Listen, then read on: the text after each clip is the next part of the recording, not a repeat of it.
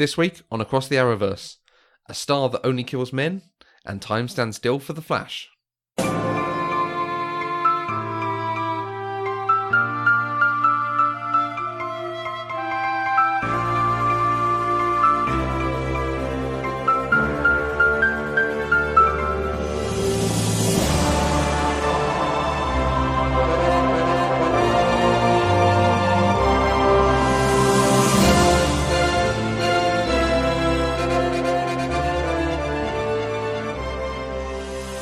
Hi everyone, and welcome to Across the Arrowverse. I'm Matthew Vose. And I'm Catherine Kay. This week we are discussing the episodes Supergirl, Fort Roz, The Flash, Enter Flash Time, DC's Legends of Tomorrow, Necromancing the Stone, and Arrow, Doppelganger. Before all that, we got some good news this week that all the DC CW shows have been renewed for a new season. Hooray. So all these four, Supergirl, Flash, Legends, and Arrow, as well as Black Lightning, is getting a second season. Awesome. Crazy Ex-Girlfriend's getting a final season. Yeah. Supernatural's getting a 15th season, I think. What? 14th, maybe. Is it worth me starting Supernatural? Is it worth watching? Can you pair it with Grey's so you're just forever watching these shows? No. Well, I am totally at peace with my decision to just buy into Grey's, and I'm very excited about this new Fire Station one. It looks like more Grey's. Grey's with added action Exactly, and fire. exactly. And it doesn't have the whole guilt factor that I had with, what was it called, Peak Practice? Or Private Practice? Private Practice, whereas I was like, no, I'm not allowed to like her. So, yeah. I'm pleased in general about the renewals. I think it's probably no surprise that Arrow's the one that I'm a little surprised they're not wrapping it up. Yeah, I am also surprised. Well, no, not surprised. I'm trying to find the right word for my feelings. I'm hoping that they might use this as an opportunity to give Arrow a proper reboot. Okay. I don't think they will. Okay. Or perhaps they'll use it to set up for a proper climactic finale season. Yeah, it's going to be hard in this world. How do you say that the arrow stops working? Well, That you finish that series? Is it just... Well, I mean, yes, you do that, but then there is still this world, and we've also seen the future where he's still around and is now missing his arm. So... Oh, this is true. Do they actually do do they merge a couple of the series together, or... Who knows? Yeah. Who knows? I mean, Grey's is a good reference, because Grey's did its thing for a good number of seasons. Again and again and again, with are they, will they, won't they, who is, maybe they could. And then they kind of got over the core plot, and it seems, from what I've seen and as I understand, seasons 8, 9 and 10, it started shifting into a much larger ensemble, slightly different stories, and prepared to take more risks. Grey's is basically a soap opera. Yeah. And as such, I think it has a life and a longevity above the initial main key characters. Yeah. So as you say, it's more about the wider ensemble. Although they have jumped the shark a number of times. Yeah, but the way I've seen them do things like an episode that skips months and months and months based on one character's change, and the way they can write characters out and move them on and so on, it's a bit fresher than I would expect a show that's been going that long. Yeah, and I think it's well, for me, it's down to the confidence of the showrunners. They know they have still got a very loyal fan base. Yes. So I wonder if Supernatural has ever done that at some point, and I wonder if it's possible to do that with Arrow, to be a bit more, let's move characters in and out, let's try different things, let's not just have this every season, there is a big bad, there's a danger to the city, and he needs to try and keep his secret identity whilst also getting it on with the magic computer woman. So I'd like to see them do that. I'd like to see them play with it, but because it's a little constrained by the other shows, it can't go ahead in the future. Because what if they go ahead in the future and suddenly we want to do something on Flash that would impact that? So... Although we did have Barry Allen's running back to the past in Flashpoint, having reverberations, little reverberations, changing the sex of John Diggle's child. Okay, that we've never seen anyway. We thought it was a girl already. I can't remember what it is. Is it a girl or a boy at the moment? I think it is a girl. Who knows? It doesn't even matter. That's the thing. Exactly. So yeah, I mean. It doesn't surprise me because I think actually renewing it was the path of least resistance. Because I think if they hadn't renewed it, they would have had a sudden writing decision that would have reverberated across all of the shows to make. Yeah. So it's possibly a harder decision to stop it now. Is there a background decision that it's renewed for only one season and they've got to wrap it up? I don't know. Or do other people just like it more than us? Yeah, I've never actually looked at the viewing figures. So it'd be interesting to find out, is it just that we're annoyed because we watch all of them and it's the weak link? But pleased that Black Lightning is renewed. Me too. I feel that will be really strong when it's not doing it's not quite an origin story, but also it's a bit of an origin story. It's him fighting his nemesis. I think it's also got a lot to do in building a world that we've never seen before. Yeah, and I think it's doing a good job of that. And I'm very engaged. I'm very enthralled. Yeah, I'm enjoying Black Lightning, but yes, it's got a lot of world building to do at the same time as developing the characters and giving us an interesting plot. So I think it's doing some heavy lifting this season. And I think it's speaking to a community and an audience that the other shows don't. Yes, and it's doing that very well from what we've seen. So. Good. Let's crack on with these. Since we're talking about Arrow, let's talk about Doppelganger, the return of Roy Harper. Yay! Who, we always liked. Yeah. I always enjoyed him when he was on as Arsenal. I said last week I've enjoyed Thea so far. She was back to kind of the normal Thea this week, but she still is more capable. I think the actress is more capable at portraying it than she ever has been. Yeah. And do you know that rings true to me? Because so I'm going to digress here, but it is a relevant point. Okay, you're going to circle back round eventually, I'm going to circle back round here, but I always say, like, when I go home or in past years, when I've gone home for Christmas, and it's me and my sister and my parents, all four of us under the same roof in the way that we haven't really been since I was 17. After the first couple of days, you end up behaving in the way that you did the last time you all lived together. An element of regression. An element of regression, an element of living the sort of the emotional relationships that you had at the time, which is not all bad. But I can see how Thea's responses to situations with Roy back would echo back to the responses and the emotions that she had at the time that Roy was in her life. And so it sort of it rings quite true to me that she would be acting a bit more in the way that she did then. Yes. So I'll be interested to. I'd like them to keep Roy in the definitely. series, but I will be interested to see the interplay between Roy and Thea, with them adjusting to the new, presumably slightly more matured versions of each of themselves. Yeah.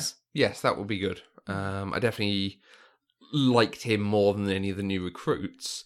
And as this episode certainly went on, I feel like of the Team B, Dinah's the one they're working to bring back into the fold. And because she's got almost the most useful skills to them. She DA, police sergeant, something. Yeah, she's a police sergeant. Especially at the moment with the police basically being almost unknowingly the bad guys. Yeah. And knowingly in a worrying number of cases. They're now figuring it out, aren't they? Yeah. So I feel like obviously one of them's in the hospital, so can't include him. And the tech guy, well, we have a good tech guy in Felicity. Tech guy is obviously not the right phrase, I get that, but...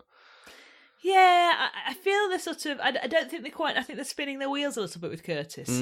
I don't think we quite know what to do with him. Yeah. I feel he is possibly a popular character. Yes, I could see that, but possibly a bit redundant. Yeah, they need to find a space for him. Yeah. Renee, I didn't really miss Renee's presence. I'd be quite happy for them to leave him in the hospital for a while. Give him a little sleep like Thea. Maybe he'll wake up better as well. Well, in fact, didn't he basically have Thea's job at the beginning of the season? Yeah, pretty much. Just one note really to touch on is Diggle's issue about wearing the cowl, wearing the hood. They tried to address it and didn't, and we've had hints of this coming. So, again, it feels like they're going to fragment this team. They're going to split everyone apart, and I like it, and I hope we do get it addressed. I hope we get there fairly soon. I do, and I hope it's addressed by Ollie giving the hood to Diggle properly and being the mayor properly. Yeah. Because I quite liked that part. Yes. Much better in that. Yeah. Other than that, the main plot continues to spin on. We've got a bit more understanding of who the villain is and who's working for whom and what's going on. But and we know that Diaz is like a really powerful fighter. Really good karate guy. Setting him up for a proper hand-on-hand fist fight with Ollie later, presumably. Yeah, again. again. Yeah. Yawn. In the same way the Flash has always faced speedsters, Arrow always faces guys who can fight really well. Well, okay, but... Meh. Meh. I hope they do something more interesting. This is the thing. I'm always down on Arrow, but in the back of my mind there is also the hope that they will not follow a predictable course of plot. Yeah. So. And it's hard because they did this so well in seasons 2 and 3. That was when I got you watching it because it was really good. It was interesting. They were adapting it a bit more. But it's sort of become the same story each time with a few variations and a lot more interpersonal conflict going on, which is the CW's brand. So, fine. But the superhero stuff is what we would like to draw us more. Yes. So, we're going to keep watching it. We're going to see how it goes. Yeah. Legends of Tomorrow, Necromancing the Stone. So Sarah took the Malice Stone, the Death Stone, Death Totem, and Malice then came out in her. Yep. A good episode, I think. I thought it was a good episode. Lots of fun stuff and lots of interesting character development as well as the action. Yeah. Yes. Yeah, John Constantine was back. Yeah. Still enjoying John. Yeah, very much I was really pleased they told us about his past in Newcastle and the problems with the girl. I've been watching this, and every time he comes on screen, I just don't know what this character's doing. So is the problem that with us and that we've watched an awful lot of Constantine's stuff relatively recently, and we're not giving enough sympathy to the people that didn't have to persevere through the Constantine series? Every single time. And now we've got Ava and Gary reading the same thing, telling each other something that they both know. It's just the clunkiest exposition. So, anyway. I'm just thinking maybe they ought to, and this would only work for UK Sky users, but maybe they ought to have a press the red button if you would like the Constantine exposition now. Deleted scene from every episode. Exactly. Newcastle? What's Newcastle? Oh, well, let me tell you about my time in Newcastle. Why, Iron Man. We had a brief guest appearance from Jessie. So they obviously had her on Flash for a week, so let's have her on... While she's about. Exactly, yeah. We're paying her for a day. She's only got about half a day's acting in each of these two series. But the two big things from this episode were Sarah dealing with a death totem. Yeah. And dealing well. I had kind of expected this. They've been setting it up a while. So it'll be interesting to see if she actually claims the totem. I'm not entirely convinced she has claimed the totem fully. I think it's just she put herself in danger and now she's out of danger, but it might still be a danger in the future. Yeah. And we had Mick Rory taking the fire totem. Amazing. Yes. Amazing. Yeah. And I also like the fact that you could tell that he was a little bit adrift in the scenes up to that. He wasn't quite engaged. He was a bit...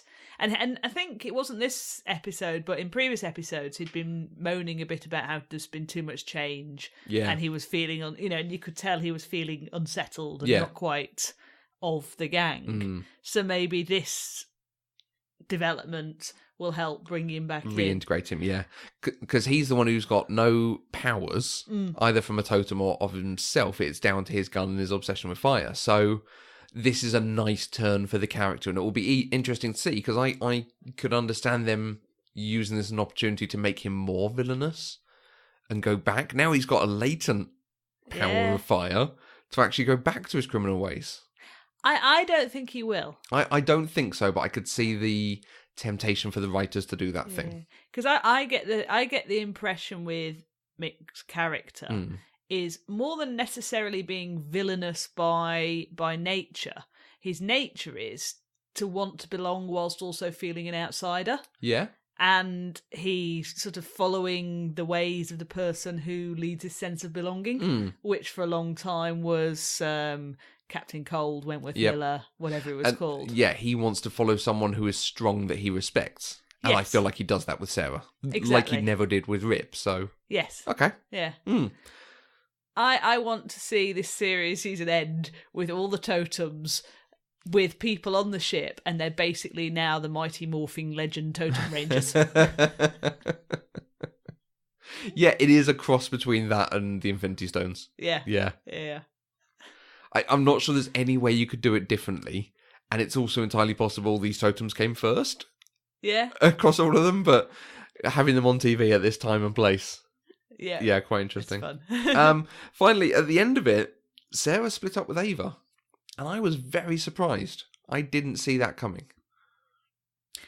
But we should have, because we've watched so many CW shows. We do talk all the time about interpersonal conflict on these shows. Yeah. I mean, I get it. It was the natural point in this story arc for that to happen, and that shows us how wonderful their relationship was.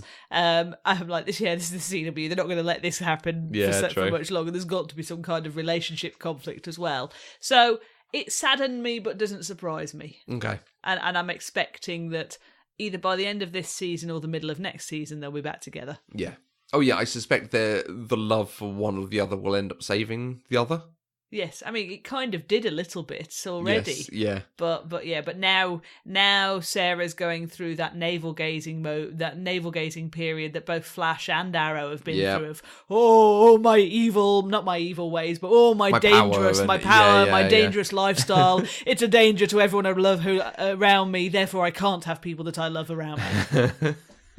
Yep, and we've seen it on every single show. Exactly. Yeah. It seems to be a rite of passage for the superhero. Supergirl's done it as well. Yeah, exactly. Yeah. And, I mean, it's just because we've just been watching a lot of Black Lightning, but isn't it nice that Black Lightning actually talks to people? Yes. And actually has a family that he engages with, and... Anyway. I just keep having respect for that show every time we think about it. Yeah. So yeah, it'd be interesting to see what comes of that. I feel Ava is still a good character, but they've reduced her a little in making her actually a bit silly about the relationship and questioning and getting a bit jealous. And her with Gary, it's just, she's always been much stronger and much better before this. I kind of agree with you, I kind of don't. Because for me, there is that period at the start of a relationship where, quite frankly, you can be a little bit irrational and you're a bit silly and you're really happy and then you're also really paranoid. And it rings true for me. Okay. That you can have that alongside being a competent, fully functioning adult. Okay. Well, I hope we see more of the competent, fully functioning adult. Yes. I would like a period of seeing her actually running the Time Bureau and being good at what she does. Yes, agree. And then eventually helping them when they come together and work against Malice, blah, which is blatantly coming. Yeah, we've got to have I mean, it's got to come soon because they're running out of episodes, aren't they? Oh, we're halfway through the season. I thought Legends was the one that finished early. Oh, this is Legends, of course, isn't it? Yeah, so we've only got a few more episodes left. Yeah. Yeah, okay. So there's only 3 more episodes left. You're very right. It will be interesting. Yep. Okay. And that makes sense then.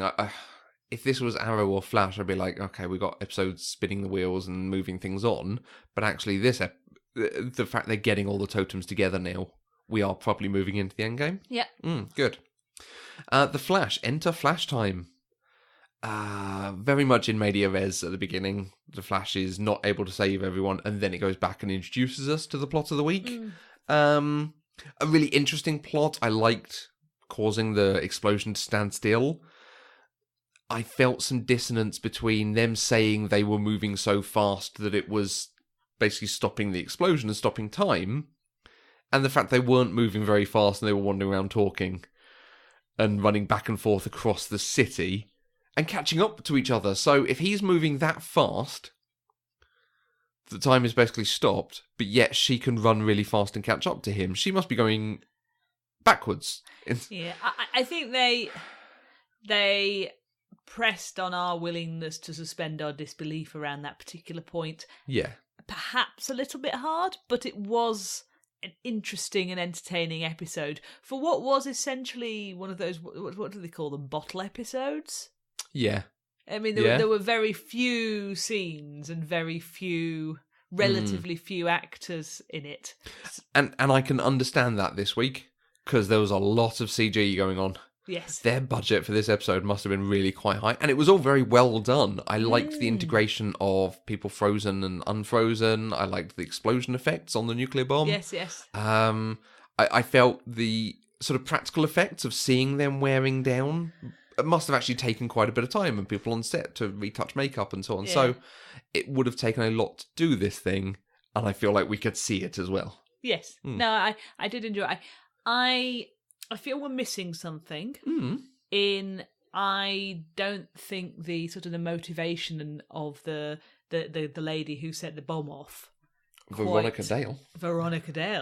I don't think Veronica, her motivation. I don't know why I said it like that. Veronica. I'm Veronica Dale. How do you do? I don't think Veronica's motivation or her knowledge and her tech skills, it didn't all quite hang together for me. So I feel the sense of a bigger puppet master behind her. Okay. Which presumably is DeVoe, given he's this season's big bad. Maybe, maybe not, but... I wondered two things. Is this going to be a distraction for a few episodes? To, again, keep the story going for a period? Or do we have setting up the next season? Possibly. Something that's going to come into play? Possibly, yeah. I would have expected it perhaps a little later in the season, but that's what it could be. Yeah.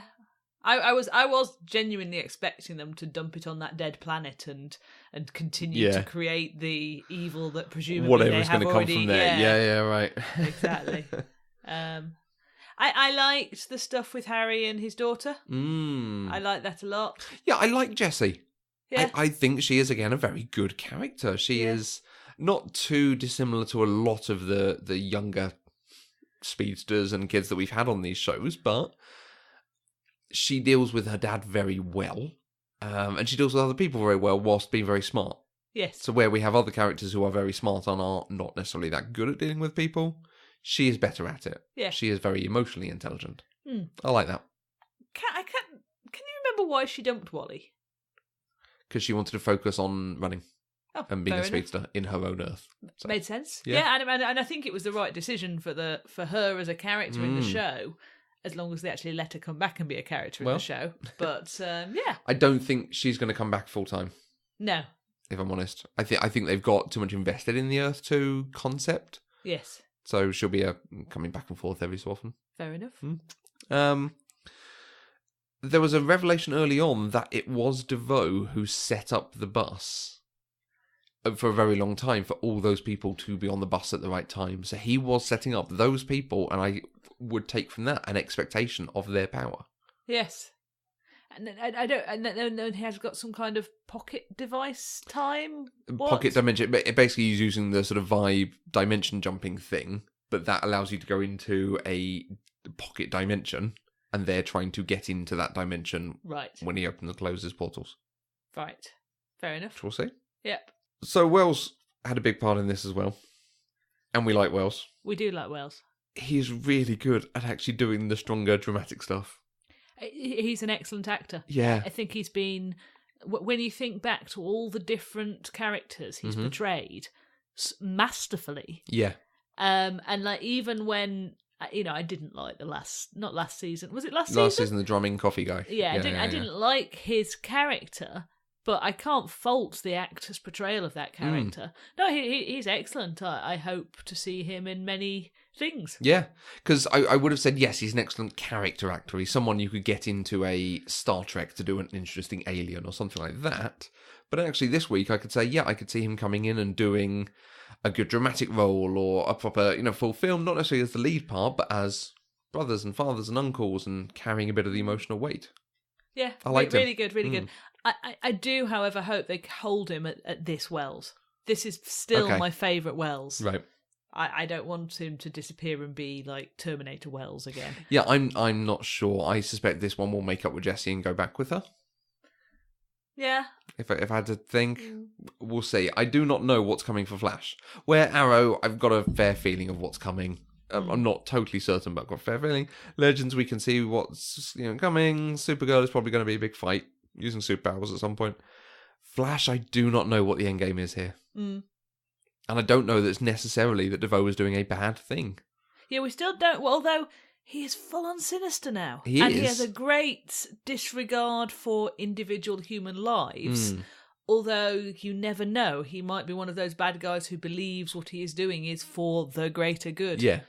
Okay, so that was Flash. Yeah. Very good. I would have quite appreciated if we'd had a timer in the bottom, because it jumps back and says, 8 minutes and 32 seconds earlier. And then to be counting down or to have an actual time just going through, and then for that to stop and do a second every minute or something. Yes. Just to have that sense of it. That would have been fun. But this is not a show that does that kind of on-screen graphic to remind you are watching a show. Yeah. That also possibly could have just made it even harder for them to make the show. Yeah. If they had to fit it into to actually counting down. Yeah, I don't know. Who knows? Yeah. Right, so Supergirl, Fort Ross. They find Fort Ross. They find there is a priest on Fort Ross that they want to find out information from about Rain. But there is a blue star which will remove Supergirl's powers, as well as killing men. Presumably, there is no planet within the radius of this star that has a fully functioning society because no one can actually reproduce. Very weird. Everyone's... It's a very... Yeah. I found that... I mean, is this a thing?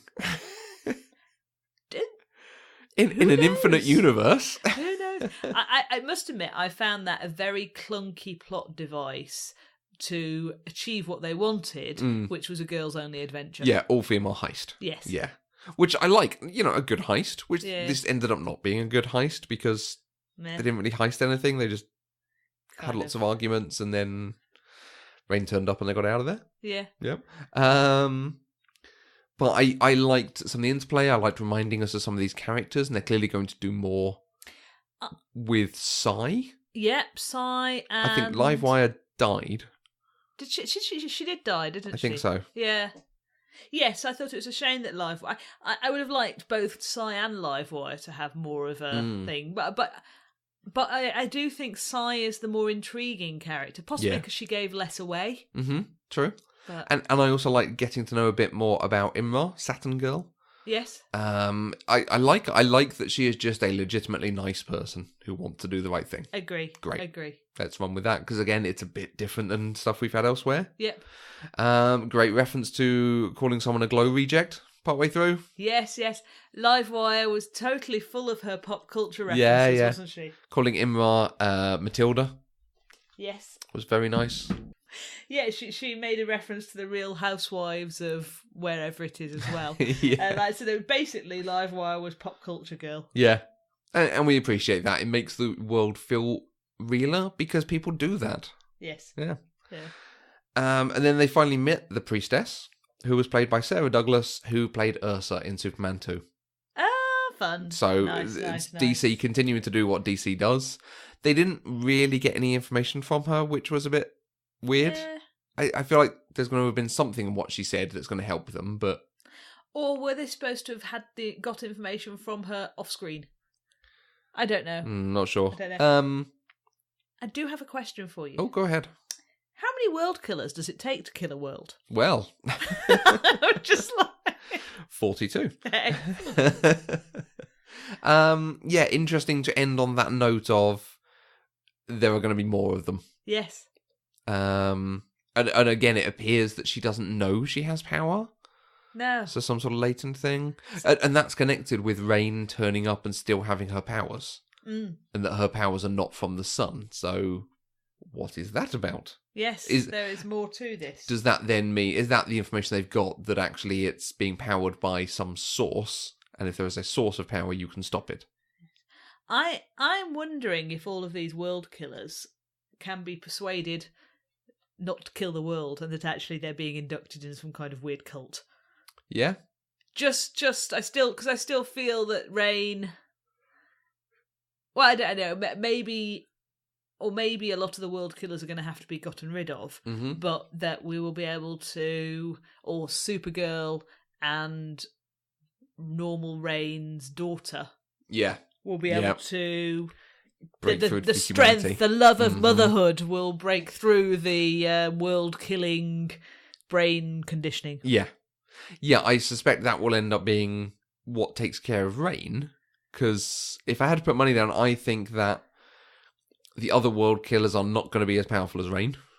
And so, like, Jimmy Olsen can take one of them, and Mon-El can take another, and so you have that fight at the end of everyone against everyone, and Supergirl takes on Rain. Yes. Still isn't able to beat her, but her daughter stops in the way, and the love of the daughter with the Supergirl necklace on. Exactly. Yeah.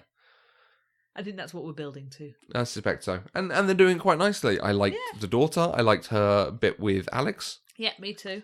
And that builds into Alex's love of children. Yeah. Yes. Nice. Yes. Yeah. She is good with children. She wants children of her own. Yep. Oh, could we kill Rain and the daughter becomes her daughter? No, that's a bit dark. That's a bit dark for that's this way show, too dark yeah. for Supergirl. But yeah, that was a very solid story to keep things a little separate from the sort of action, fantasy, sci-fi stuff we had going on elsewhere. Yes. Yes. Agree. Yes. And we just, final side thing, we had some nice stuff between Brainy and Wynn. Yeah. We still quite like Brainiac, I think. Yeah, although I can't remember why, but I've written down Brainiac - snooty. What was Brainiac snooty about? He was a little snooty about something. He was all snooty about the technology they used and the fact he's seen, a fridge with more technology than they're using to help Supergirl and all of this. Yeah. So, which possibly true. Yeah, 1,000 years in the future, yeah. Yeah. But still a nice bit of interplay there, and then they came and fixed it together. Yes. So hopefully they will be able to be friends and do Brainy cool stuff. and Win. Exactly. Yeah. Good. So not a bad week all round. No, pretty enjoyable all round. Roy being back helped Arrow, I think. Best show of the week? Legends, simply because of Mick getting firepower. Okay. That basically is the game winning moment for me. Excellent. Very good. How about for you? I think probably Legends as well. I really liked the concept in Flash. I didn't feel it. Yes. Like I say, there was just that element of dissonance between them saying they were moving fast and actually moving fast. So... Yeah, they did. I don't think they didn't really write the conceit convincingly. Yes. They bent the conceit when it suited them for their plot. Yeah, I'd agree with that. But an enjoyable episode, but Legends was better. Yeah. I still like John Constantine. I still think he's a good addition. Yep. Wally is a very good addition to that team. Yep. Very good. Agree. Really and he him. was used well. Yes. I liked using the Nostromo sequence, so referencing Alien and shutting it down to stop things getting around everywhere. Yeah, all in all, a really, really good show. Yeah. So Legends continues to surprise this season. Yeah. 3 more episodes. Yeah, see what comes. Let's see what comes, good. Exactly. So that wraps us up for another week. If you want to get in touch with us, if you have any thoughts, if you have any questions, if you have any comments, please use the hashtag ATAV on Twitter, or you can find us on Facebook as Eloquent Gushing, or Instagram as Eloquent Gushing, or Twitter as Eloquent Gushing. If you want to support us, please check out our Patreon page. You can get access to exclusive content and help to support all of our shows. You can check that out on patreon.com/eloquentgushing and go to the homepage, eloquentgushing.com, where you can find all of our other shows and you can sign up to our weekly newsletter, which has the latest news and announcements. Thanks for listening, and we'll see you across the Arrowverse.